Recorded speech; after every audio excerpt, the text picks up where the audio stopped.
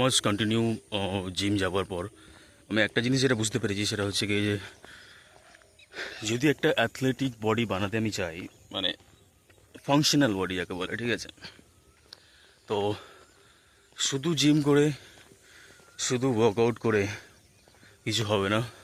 Free hand করতে হবে, কারণ স্ট্যামিনা ইজ মোর ইম্পর্ট্যান্ট। যদি শুধুমাত্র মাসলস থাকে, আমি অনেক বডি বিল্ডারকেও দেখেছি শুধুমাত্র মাসলস, মানে বড় বড় মাসলস, ঠিক আছে, মাসলস অনেক, বাট তোমার ফাংশনাল মাসল বলে কিছু নেই।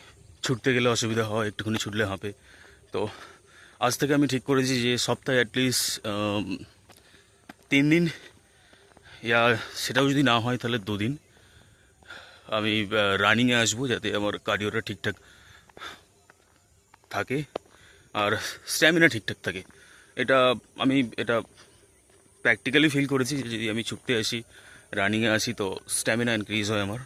এবার কতটা কি ওতে লিন হয় অতটা বলতে পারবো না, হ্যাঁ, তবে হ্যাঁ, ছুটতে গেলে স্ট্যামিনা বাড়ে। আর বেলি ফ্যাট আরামসে কমে যায়।